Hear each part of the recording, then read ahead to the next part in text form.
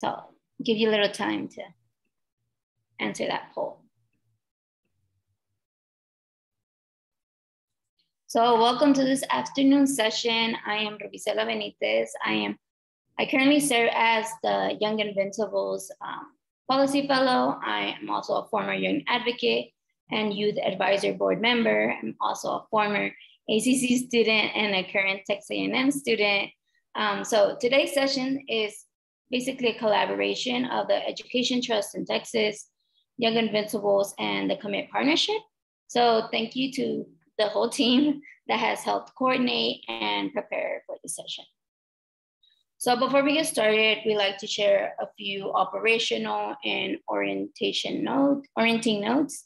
So you can turn the live transcript on and off using the Zoom function. We'll also be recording this afternoon's call, just so you know. So we have organized our time together with three main goals in mind. One is to help you stay up to speed on the progress of the Texas Commission on Community College Finance. Two is to review and discuss key information from Tuesday's meetings of the Commission. And three is to share resources and opportunities to participate moving forward. So I'll turn it to Jonathan. So I'll tell you more. Thanks, Ruby. Welcome, everybody. Great to see folks again. This is our third time doing these recap sessions following the full meetings of the Texas Commission on Community College Finance. Hopefully everybody can see the first Zoom poll. We'll use a couple of these throughout today's session, and I'm seeing responses still coming in. So before I share out with the rest of the group, I'll make a last call. Looks like we've got 20 of 25 folks who participated so far in the poll, but this is really just to get an idea, right, of who is in the room with us today. Again, you'll hear from those of us that you can maybe see on the screen, some of us, others behind the scenes, but again, want to thank everybody for helping to coordinate today's content and today's session. So with that, I'm going to go ahead, last call, and close the poll. And hopefully everybody now can see those results in terms of who is with us. We're going to invite you to, as we go forward again, to come off mute, to engage in the chat. Thank you to those who've already done so. But it looks like we've got a lot of nonprofit support staff and advocates who want to stay engaged, want to know what happened at the commission meeting last week. Also welcome certainly our legislators and staffers who are rolling up their sleeves to figure out what kind of policy solutions will come from the commission. And of course, want to welcome faculty and staff from our community colleges as well. So thanks again to everyone for hopping on. As Ruby shared, this is just kind of a rough roadmap for our time together. We've done a little bit of that at the top. So again, welcome for everyone. And I have the honor in the next portion of our agenda to introduce our special guest, who's Dr. Brenda Kays. Of course, she is one of those commission members. She is also the president of Kilgore College. I've had a chance to meet with her briefly before, and I can tell you, you will not meet a more experienced, accomplished, passionate, and probably most important, committed community college leader. And I would say not just in Texas, but possibly anywhere in the nation. She has served in so many different capacities as a community college faculty member, as a student services officer, as a chief instructional officer, and of course, as a college president. She served as the first female president at Stanley Community College in my home state of North Carolina, as well as at, of course, Kilgore College, who, for those who don't know, is in rural East Texas. Again, she serves on the Texas Association of Community College Executive Committee and was appointed to the Commission on Community College Finance by House Speaker Dave Phelan. So with that, welcome, Dr. Kays. Thank you for joining this audience of passionate advocates. I'll leave it to you to get us started by sharing any any thoughts, reflections, and then of course, if we do have some time, happy to engage the audience if you have some specific questions for Dr. Kays. Thank you for being here. Thank you, Jonathan. I sincerely appreciate that introduction. I hope I can live up to it. Good afternoon, everyone. It is such an honor and a pleasure to be with you this afternoon. I appreciate each of you and how you are working to foster success for all students via post-secondary education. I can honestly say that serving as a member of the Commission on Community College Finance is exhilarating and sobering at the same time. We have had the opportunity to hear from experts across the nation, and of course, from our very own state. We've been presented with robust data and analysis to help us in determining next steps, both immediate and long-term, and to achieving the access, affordability, completion, and supports for all of our students. As you are aware, the Commission did meet last week on April the 6th. I would say that from the opening remarks made by Commissioner Harrison Keller and Chairman Woody Hunt, through the public testimony by business groups and education advocates, it was clear that the needs of community colleges and our students are being heard. The critical role our colleges play in the state economy and students' lives was praised time and again. And it was often followed by an acknowledgement that current funding structures don't provide enough resources to expand on that success.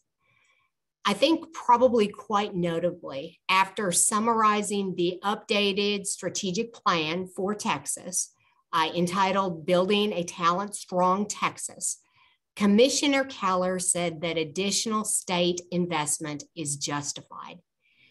And I think that the words of Dr. Harrison Keller, Texas Commissioner on Higher Education, were especially powerful, and it really did set the tone for the rest of the meeting. Dr. Keller stated that if we are going to expect our community colleges to accelerate our goals and realize the vision of building a talent-strong Texas, we have to make sure that the resources are going to be there to accelerate opportunities across the state, to align incentives for our colleges to innovate their operations and their programs, support more students, and bolster partnerships with employers. And so I think that was a really good summary of what we actually experienced for the rest of the meeting. During the April 6th meeting, we did hear updates from the 3 work groups and engaged in some really robust policy discussion.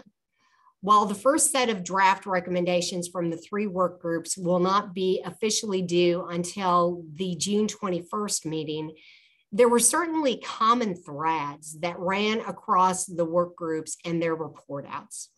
I think that some of the key elements that I observed and heard resonating in our discussions last Wednesday included, number 1, student success points.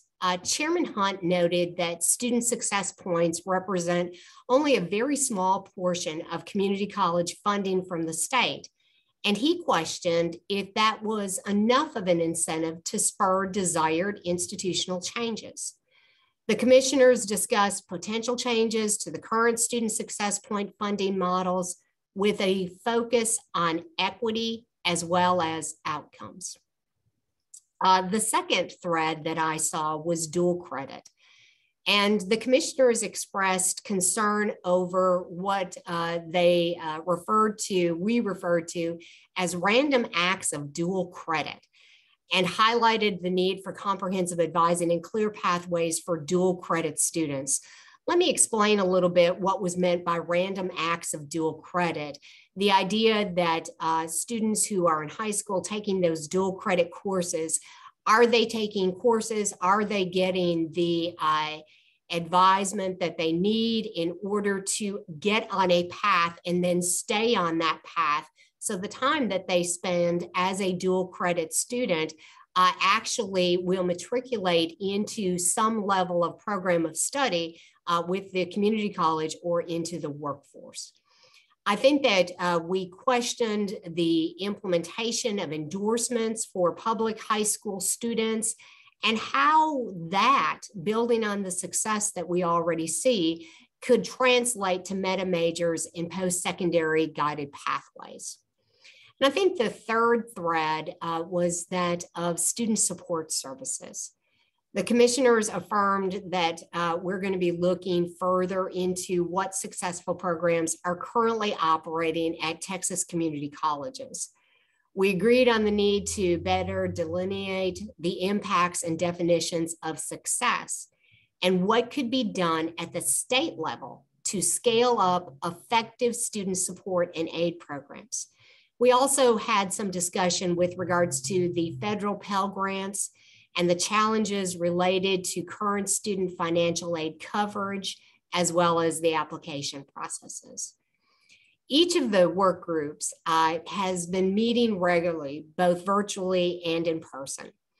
Let me recap the work groups for you, just in case you don't necessarily have the insight of how we've taken the commission and we have broken it up into work groups to do some deep dives into the data and information that surround the important elements of the work of the work groups. Chairman Hunt established 3 work groups in order to facilitate the work of the commission. And those work groups include workforce education, college operations, and student support. Every member of the commission was asked to submit their preferences for which group that they wanted to serve on.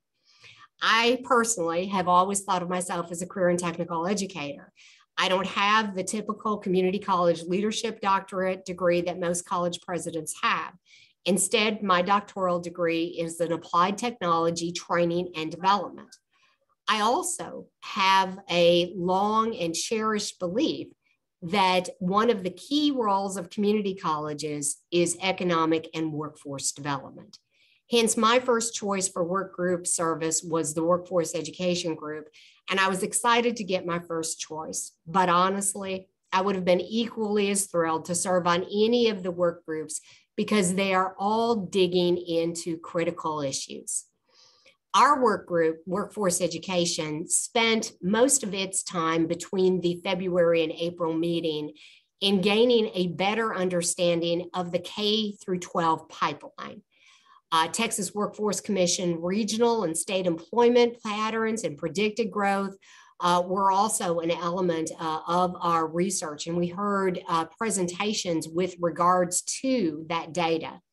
And we also started to investigate what other states are doing to address career and technology, education funding, and workforce development. I would say that we have been exposed to many really good models. But I think that as a whole, and we heard this from the other work groups as well, that we've concluded that no one state looks exactly like Texas. We have some complexities that other states do not have, simply by our size, if nothing else. However, we are continuing to discuss the possibilities of incorporating different components of different state solutions in a model for Texas, essentially creating maybe a hybrid model of proven best practices. Our next meeting of the work groups will actually, for the workforce education, be focusing heavily on accountability measures and outcomes-based support, as well as tiered funding models. We also had the opportunity on April the 6th to hear from the college operations work group. And this work group is really, I think, in the early stages of idea formation about shared service agreements for non-academic functions. With 50 community colleges in Texas governed by locally elected boards of trustees, there is no other state with a model of shared services at this scale. Looking forward, the college operations work group will continue discussions on service areas and taxing districts, college cost and resource gaps, and engaging employers as a funding stream through earn and learn partnerships. A core focus of these discussions continues to be defining the state's role in community college finance, setting criteria and objectives, and providing incentives that reinforce institutional alignment with the state's strategic goals from the Building a Talent Strong Texas strategic plan. And finally, we heard from the student support group. And this work group has been gaining an understanding of the enrollment trends for dual credit. They have begun to identify what policies have improved completion, and they're trying to understand where other states are still finding challenges, particularly with regard to funding for student success. They have examined the current status of developmental education efforts in Texas, the impact COVID has had on those efforts, including learning losses that are expected to impact post-secondary students for the next decade. The work group is going to continue to look into student affordability and financial barriers, as well as wraparound support programs that have been affected at different colleges. So with that, Jonathan, that is my recap of the April 6th meeting. And I would ask, do you have any questions, or are there other questions from the audience that you'd like for me to try to address? Yeah, thank you so much, Dr. Kays. I think, we're going to probably cover some ground and speed through some other things that we had planned, because you just did such a fantastic job of providing that recap from not just last Wednesday's meeting, but what has been going on within the work groups. I would invite folks who do maybe have questions to get involved in the chat. Maybe we can elevate one or two with a few minutes. But I do want to, since we have you here, ask maybe from, I know you're very passionate specifically about, rural economic development and creating workforce opportunities for your students and for your community. I wonder what maybe you've started to identify as the biggest opportunity for the commission to remove barriers or accelerate that work that you're doing at Kilgore. To me, I think it's probably a overarching umbrella for all of the work groups and for the work of the commission itself. And that's the idea of future sustainability for community colleges. Because I do believe that our 50 community colleges play an essential role in educating Texans. And in order to have a strong workforce development, in order to have tools that the state can use to recruit other employers to the great state of Texas, you have to have a workforce. But that means you have to have sustainable community colleges who can provide that workforce. And so I believe that that is probably a sentiment that you would hear from each of the commissioners. Is while it is overarching, you can relate it to probably each of the work groups. Got it. I'm going to tee up a question we're going to ask our audience later, but I'm curious from your perspective, especially because you've gotten to hear from lots of experts and practitioners, presumably, so far, and will continue to do so. Which voices or stakeholders do you think are kind of most needed to kind of round out the perspectives that the commission is hearing, and I think ultimately to help amplify the recommendations that you hope the commission will bring forward? You mentioned some of the business voices that you maybe heard provide testimony last week. So just wondering what, and obviously you're there representing your institution on the commission. So this is an opportunity, right, with this audience to kind of to make your pitch to kind of those voices that maybe you'd like to see more active, engaged moving forward. Well, thank you. Yes, basically, my heart is always at Kilgore College, but I have worked very hard to make sure that my voice is representing the 50 community colleges across the state, because the fact is that we are stronger together.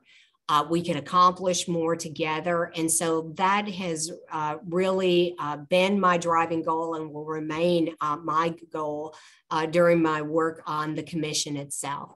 I believe that, that's a tough question, just isolating those that we have already heard from.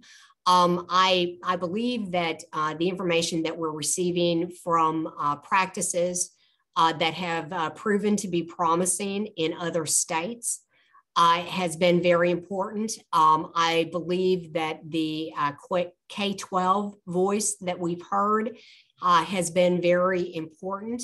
And of course, we always want to hear the voices of our students.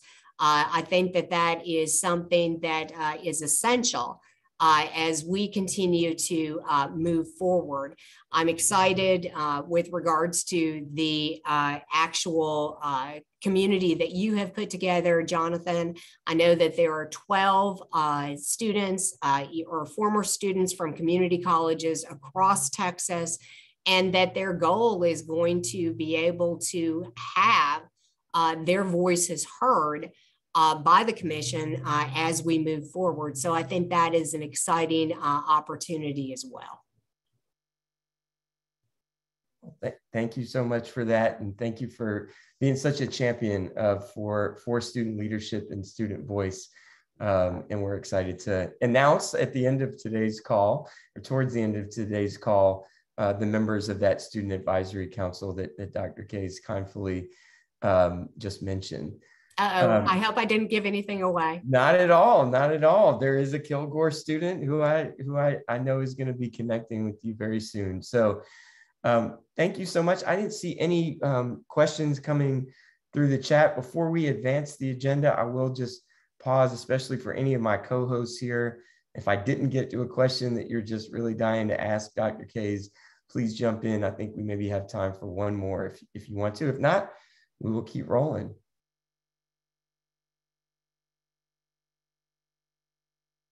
All right. Stephanie, do you want to jump in? Sure. Do we want to put out we had a poll question for the audience. Do we want to put that out?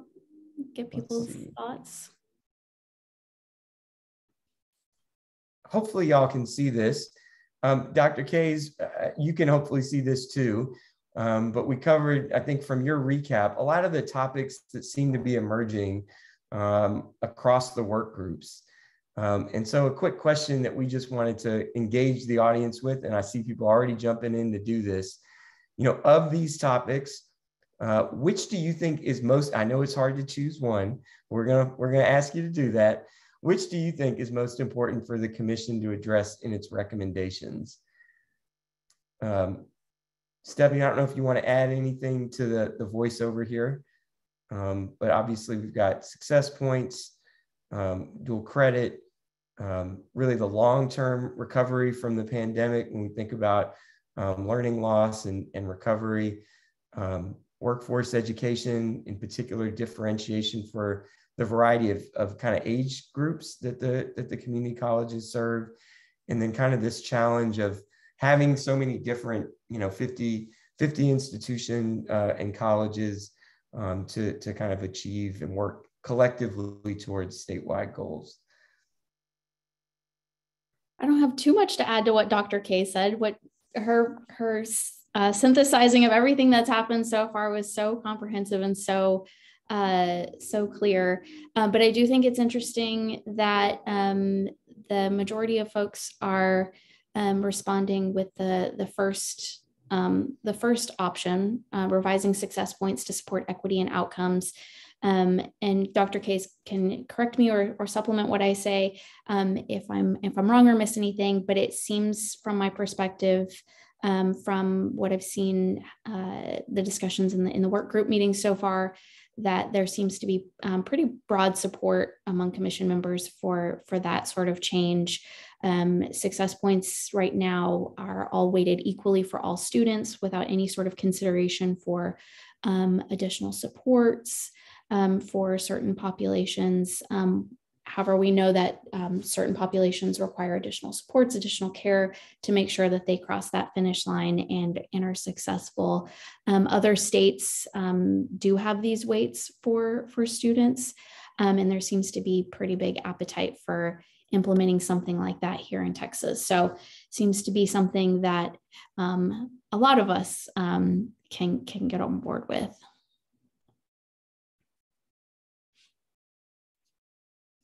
Awesome. Well, hopefully everybody can see what your fellow attendees clicked on. And I know that was kind of a forced question there. Thank you, Dr. Kays. Please stay with us. It looks like we do have some questions in the chat. If you want to engage directly, we'd love for you to do that. But Stephanie, I do want to pass it to you to maybe round out anything that you wanted to share.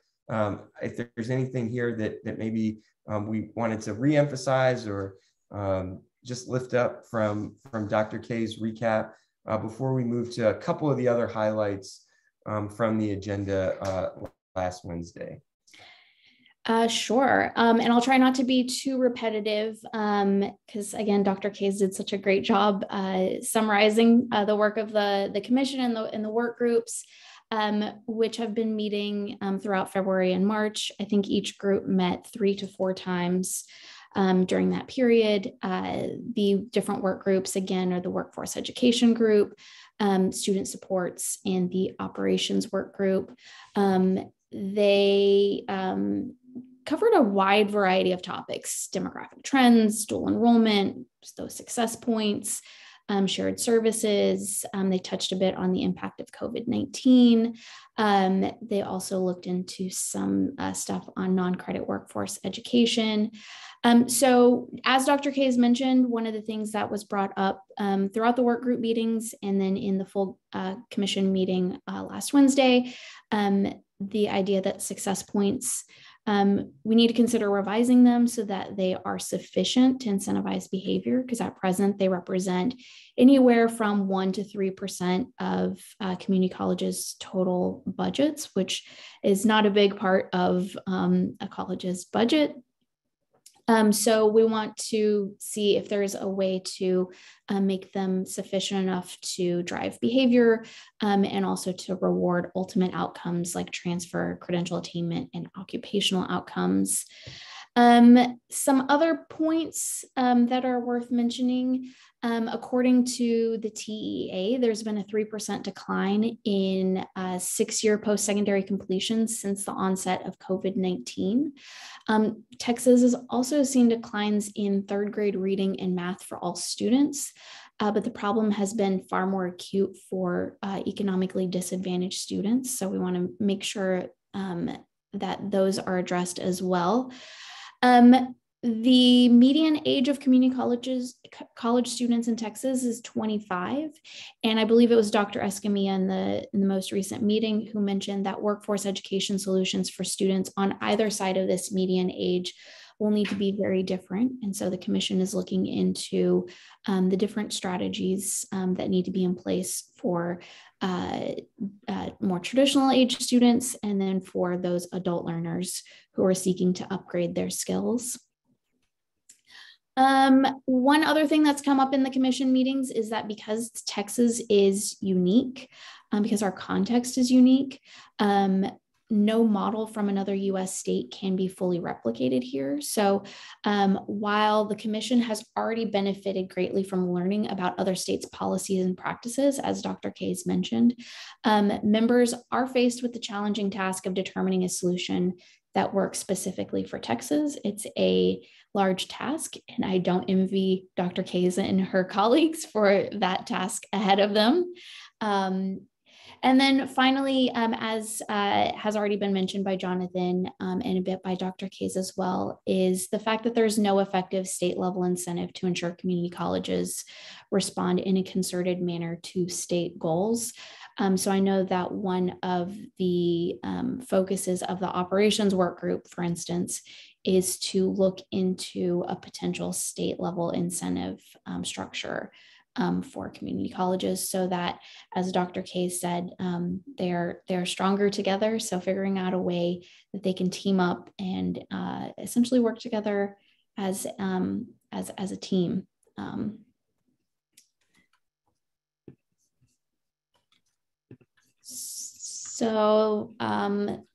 Want to put out a discussion question for the group. What is the most important topic that you think at this point is missing or that hasn't received enough attention from the commission so far? And Dr. Kays, if you have any thoughts on this question as well, we'd love to hear your thoughts on the direction that you'd love to see the commission take in future meetings, anything that hasn't been covered that you'd love to hear covered in subsequent meetings.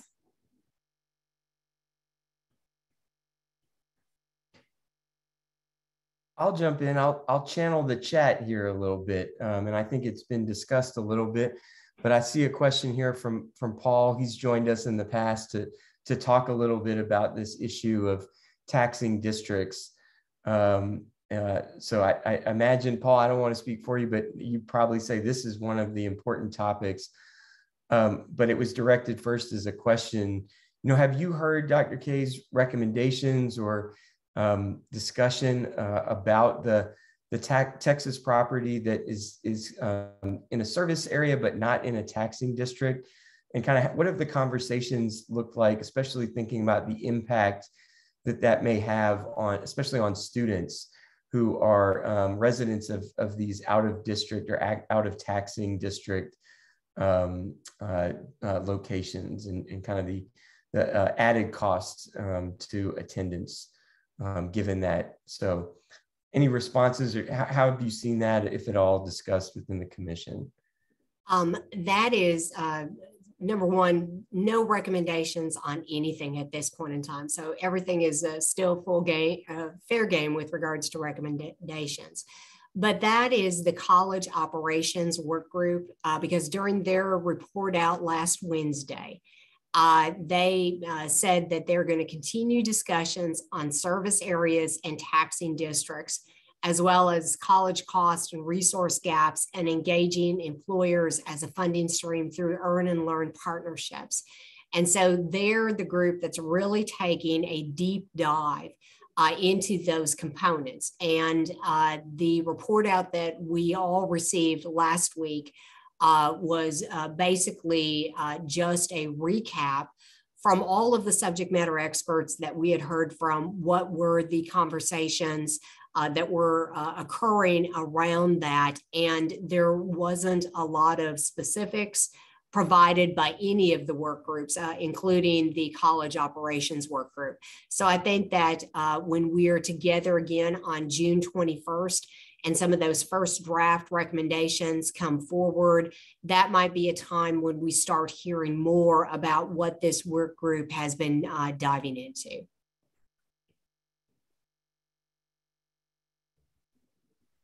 Great. So stay tuned. If there's anybody else, I do see one other question, which I don't want to interpret as an answer to this one. But I'm just going to read from the chat. It's related to this issue of voices in the conversations and the work of tri-agency collaboration. Do you see representation from health and human services adding value as campuses address the care and support students may need outside of the classroom or outside of education to be successful? So I think maybe that's in that student support domain, but I appreciate the comment here in the chat. I don't know, Dr. Kays, if you want to speak to how that's received attention so far. Once again, I'm sure that this has really been talked about in the student support work group, and I'm sure that they've been taking some really deep dives with regards to this. What I can do is I can speak on this topic as someone who is on a community college campus 365.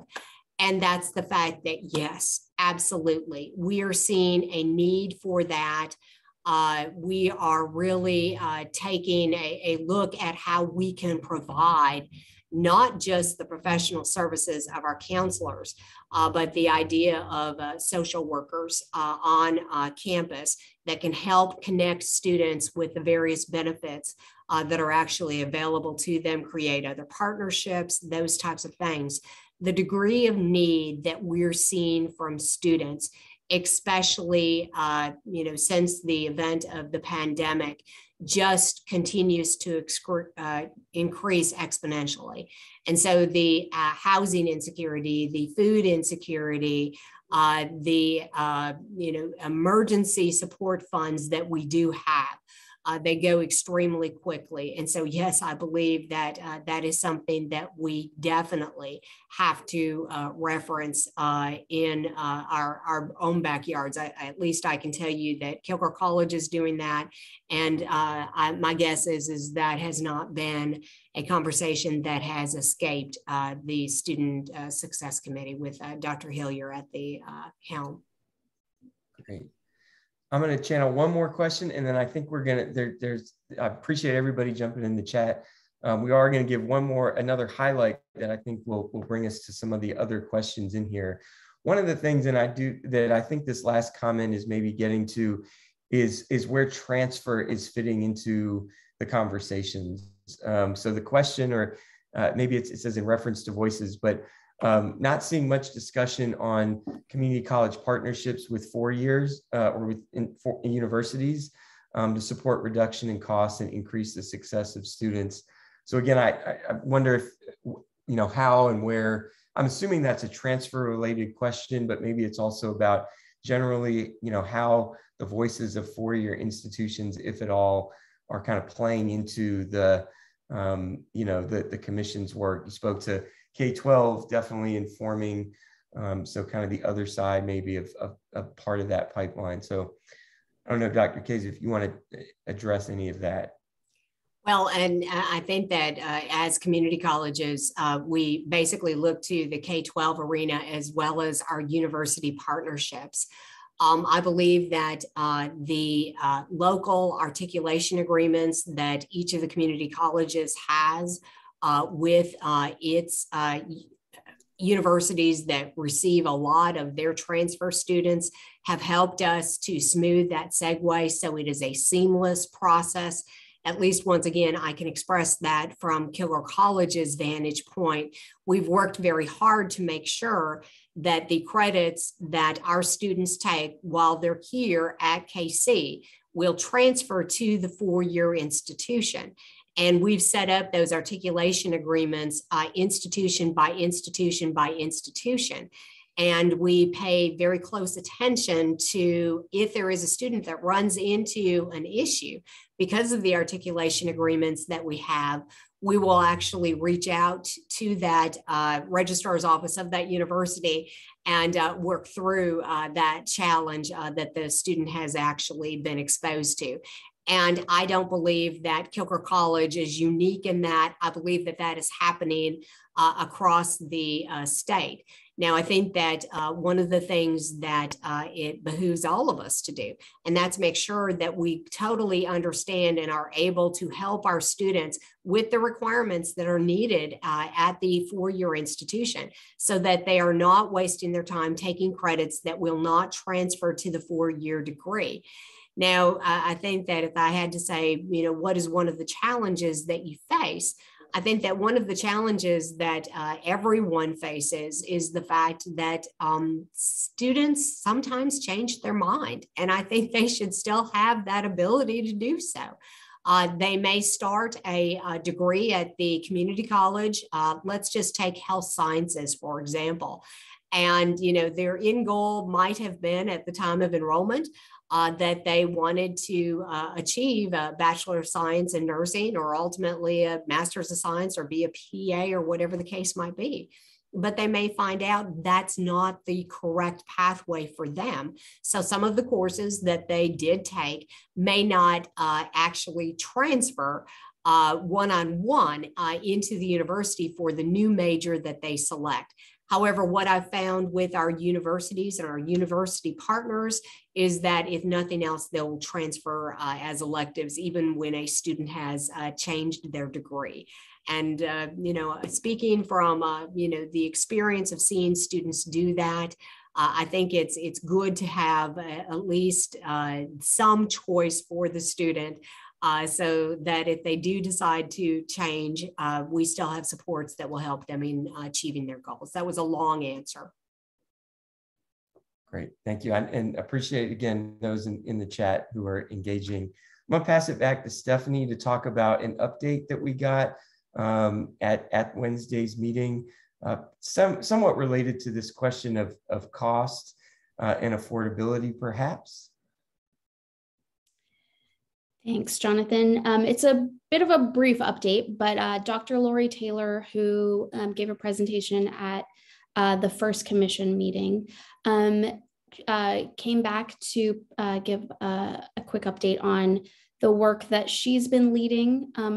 Dr. Lori Taylor is from Texas A&M, and her team has been leading a commission-related research project to understand cost by analyzing spending, which includes direct instruction and student support services, as well as outcomes, which includes transfer, and student needs, which includes income, location, and race. Dr. Taylor's team is still very much in the weeds of data collection, according to Dr. Taylor, and they will continue to gather that data over the next couple of weeks or so. They are working with a very compressed timeline for a project of this nature. Usually, I think they have a longer timeline for a project of this size, but they're aiming to have their research project complete by the last commission meeting in November. And the central question for them, the central question that they're trying to get at is, how much does the state need to spend to get what we want?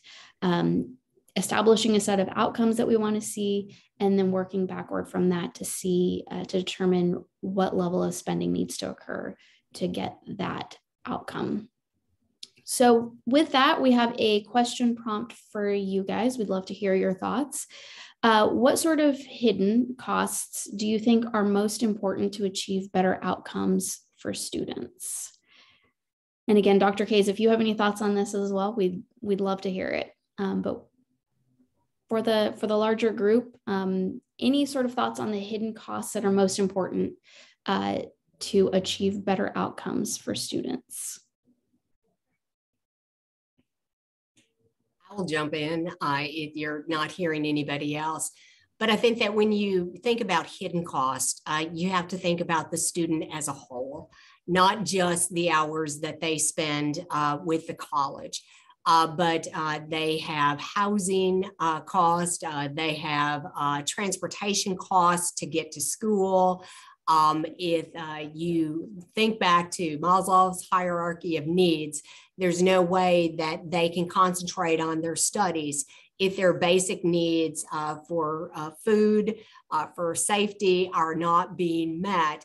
And so these are I think, hidden costs, and they speak to that wraparound student services. But I think that while textbooks may not necessarily be a hidden cost, everybody understands that usually if you're going to pursue any level of education, that there will be some sort of materials that one needs in order to do that. But I think that what the state has been doing with encouraging open educational resources, the Open Educational Resource Repository, that we're seeing more and more students actually participate in classes that do not necessarily have high cost textbooks associated with them. So I think that that's a part of it as we move forward. Dr. Kays, that was incredibly helpful. I have a follow-up question to that, something that I've been wondering for a few weeks now. I know the state has taken some significant steps to encouraging the use of OERs and lifting that up.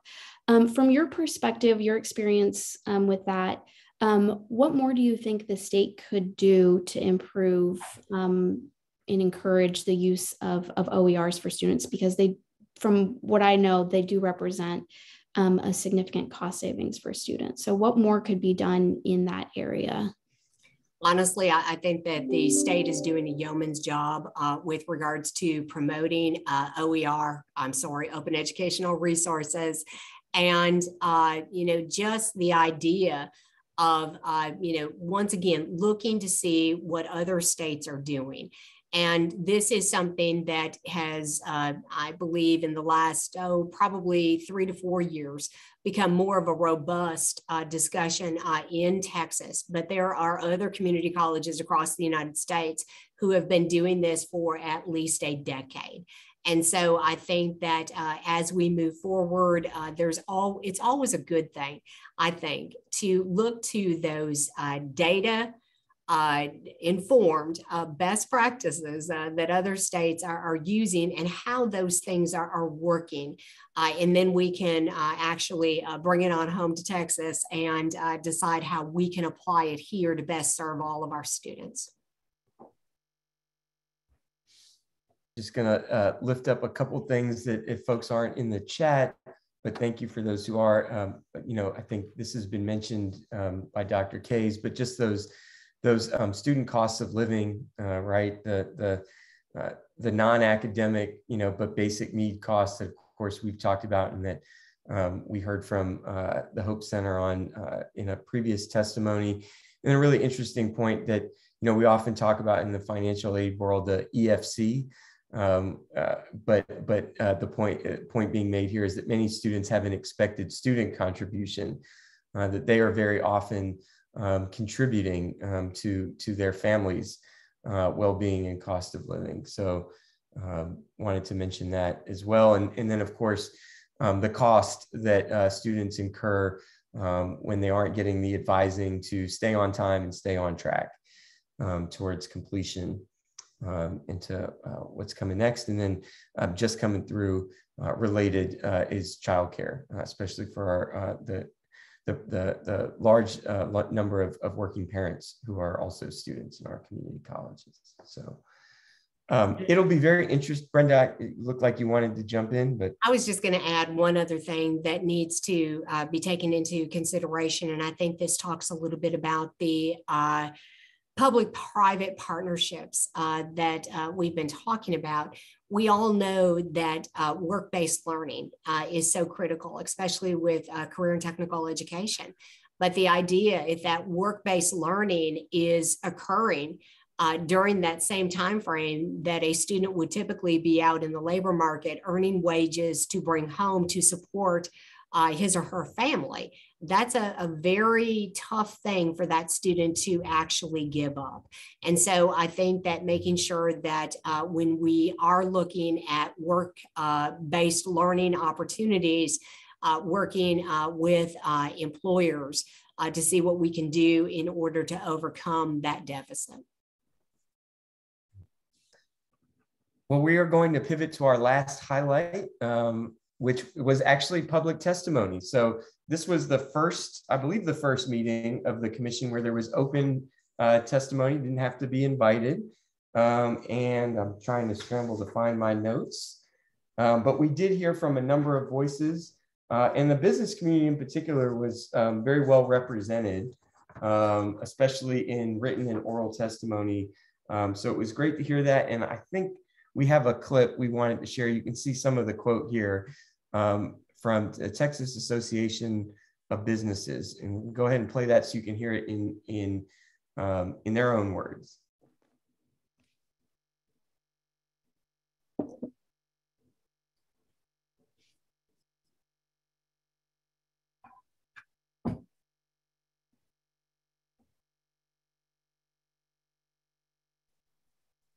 I'm not hearing the volume. Are you guys? Okay, Sarah's on it.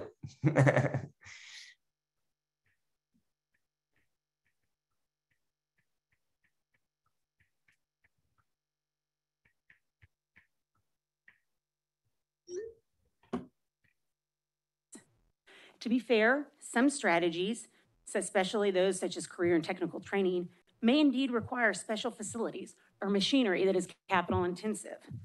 Those will be important investments, but they should be made in lockstep with local employer input and guidance and aligned with workforce needs.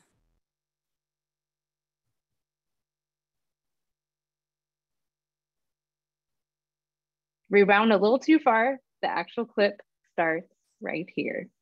The second lesson we learned through the K-12 work is that all students don't enjoy the same success. Here again, there was broad agreement from the business community that the zip code in which a child lives shouldn't determine their educational outcomes or educational or life outcomes. And neither should the color of their skin or the primary language that they speak at home. This is especially important in a state like Texas, where we just saw in the last census that an overwhelming 95% of the population growth in our state was driven by growth in our population of people of color. If we are failing to educate and prepare those Texans to participate in and to be a part of our economy, our state will be hard pressed to maintain this thriving and business environment that we all cherish and love. In HB 3, formulas were adjusted to account for low income status for English language learners. The legislature recognized that different students had different needs to be able to succeed, and the cost to meet those needs varied, and formulas were adjusted for student need. Whether this may be appropriate for adjusting the formulas for our community colleges based on student need is a worthy consideration for this group.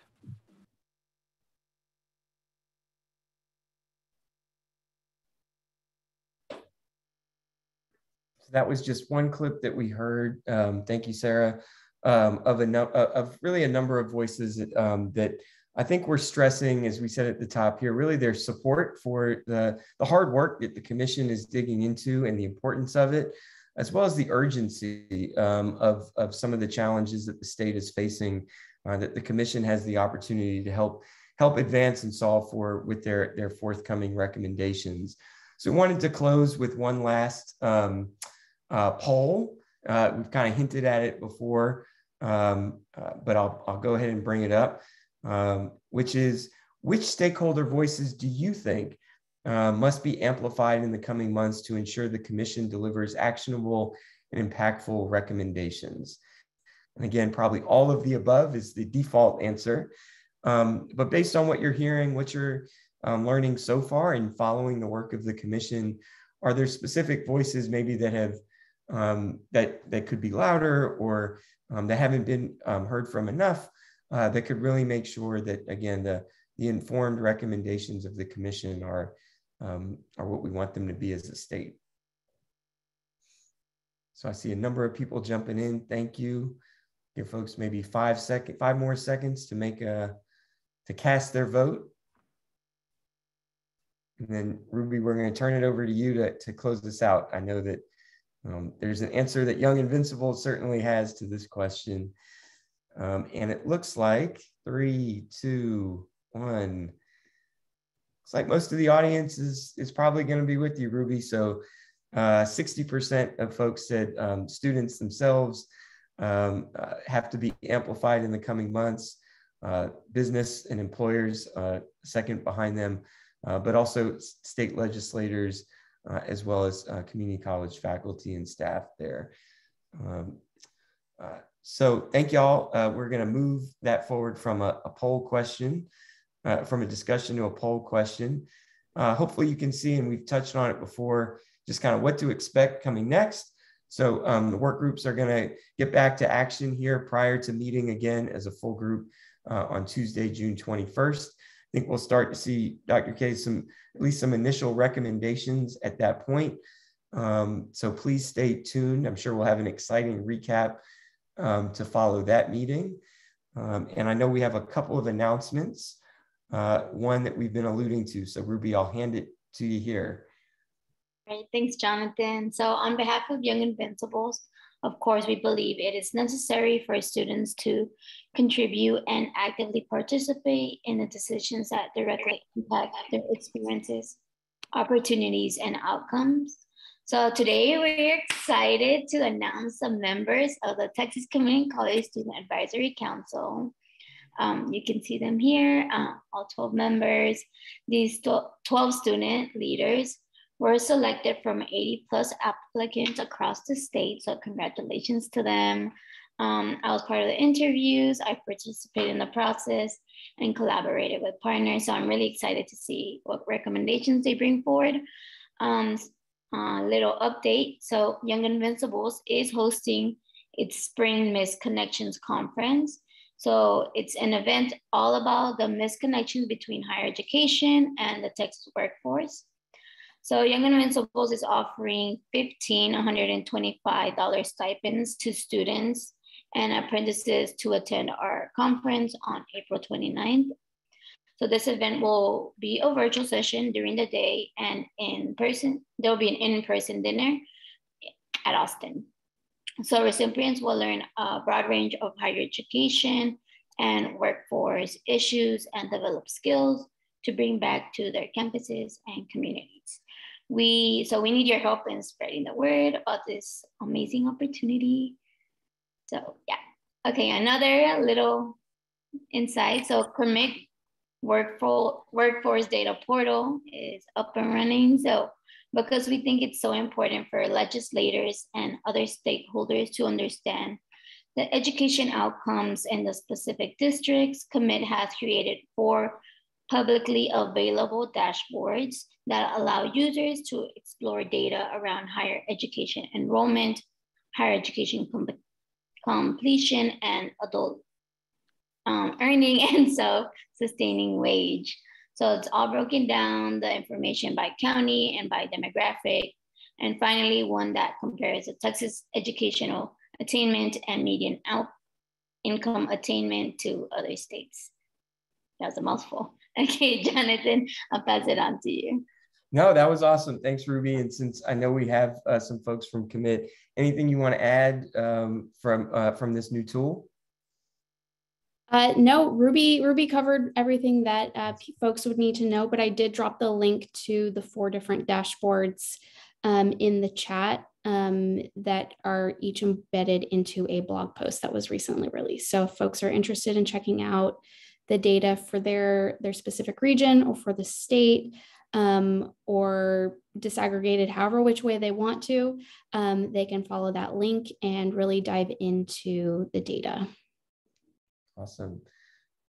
Ruby, before we lose everybody, if you want to do the same and put the link directly for the missed connections, would love everybody's help. Share this with students. It'll be a great opportunity for them to learn from their peers. I know we'll have some of the Student Advisory Council members engaging specifically on the work of the Commission and Community College Finance. So we'd love to have them in Austin to network and to learn with each other on that date. So with that, I want to definitely, Dr. Kays, you were so generous. We were thinking 5 to 10 minutes, but you were with us throughout. And, thank you so much, not just for your time with us today, but for all of the work you're doing as a college president. And then on top of that, for the state as a member of the commission. We thank you so much. We thank all of our participants for joining.